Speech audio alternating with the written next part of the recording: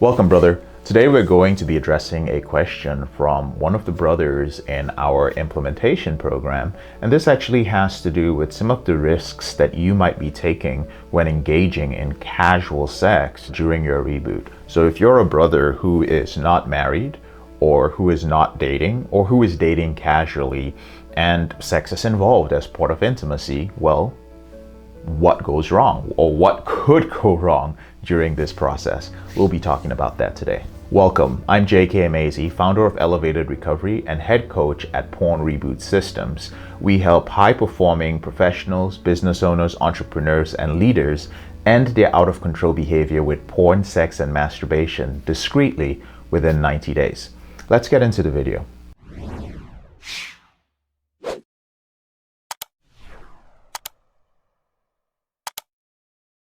I had recently sent an email with dating tips to some brothers in our group, and one of them replied to a particular section in the email, and his response was, JK, in your email, you mentioned that having sex with women you aren't in a committed relationship with will always put your reboot at risk. I'm curious why you believe this is the case. Some men in the group are not currently in committed relationships, but would still like to have sex lives. So this quote that this brother pulled actually removes some of the context surrounding it. My original sentence actually read, take time to get to know the women that you are dating.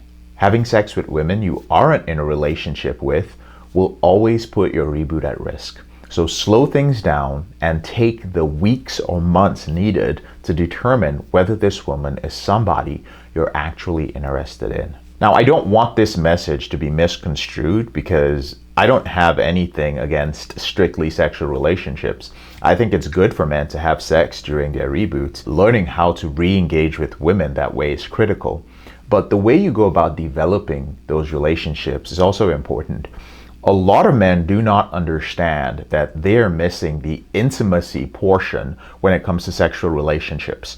Pornography addiction destroys your understanding of intimacy because porn strips all intimacy out of the equation, and it appeals only to your most basic primal urges.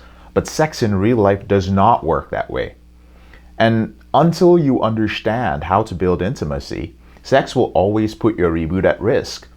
That's the important distinction that I need you to recognize. You cannot develop healthy sexual relationships, including uncommitted partnerships, if you do not know how to have an intimate connection with the woman that you're having sex with. So with that being said, well, what are some of the risks that come with uncommitted sexual relationships? Well, the first one would be unpredictable emotions. Now, there's a lot to learn when you begin the reboot process. And developing emotional awareness and maturity is one of the most difficult parts. You've spent many years numbing and suppressing your emotions, so many years that you don't really know how to sit with them at the beginning of your reboot. So having sex outside of a committed relationship simply means more emotional unpredictability. When you don't know the woman well, you're not going to know how they'll react. And if you're still learning how to identify your emotions, then this possible emotional volatility, so to speak, on her part can negatively impact your ability to manage your feelings. The next risk is inconsistent sexual experiences. So developing intimacy is easier when you're in a committed relationship.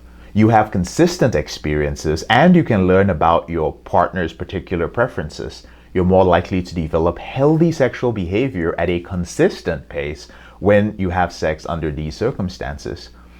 Having sex with different partners creates an inconsistent experience. You can't apply a standard across the board because every woman is different. So each woman has her preferences, her needs, and her responses to sexual relationships. So intimacy may look different to each of these women too. You're going to have a harder time learning to develop intimacy with inconsistent partners. Hope that makes sense. The next risk is expectations. Expectations are the root of many of life's troubles, honestly. People feel let down when they develop expectations of another person and those expectations are unmet. And the longer you spend time with someone in a committed relationship, the easier it's going to be to develop healthy expectations of that person. And you have a general idea of who they are, how they behave, and what each of you actually needs.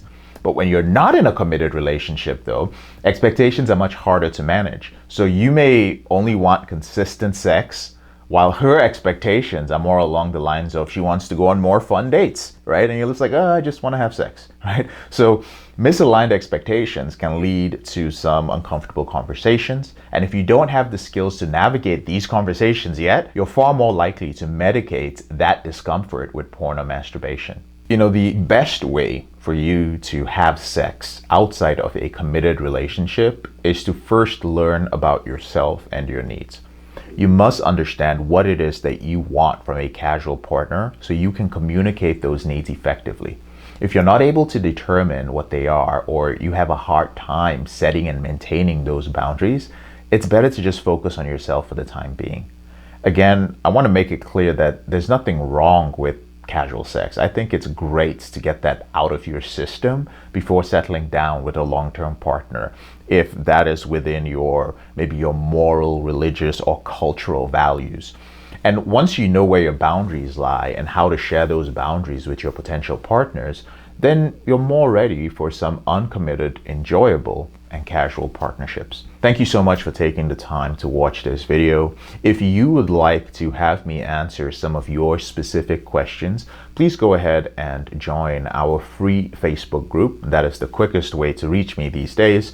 There's a link to it in the description below the video. So you can go into the group. I go in there on very specific days. I have boundaries with social media myself, and you can tag me in your question and I will shoot a video or I will record a podcast episode to respond to you. And if you are at a stage where you are actually ready to end this out of control behavior, where you feel that this is interrupting your spiritual growth, your family life, or the growth of your career or business, your ability to focus, or if it's affecting you in a negative way emotionally, then there are a couple of ways that we can help you. One way is to get on a call with one of our Reboot strategists. There is no cost for the call. You just have to qualify for it. So there's a little application form to fill out. Also a link to it in the description below. Fill it out, get on a call with them, and find out if you're a good fit for one of our programs. The second way is to download a copy of my free ebook. It's called 7 Secrets of Porn-Free Men, and it's the roadmap of my system to ending your out of control behavior with pornography and masturbation.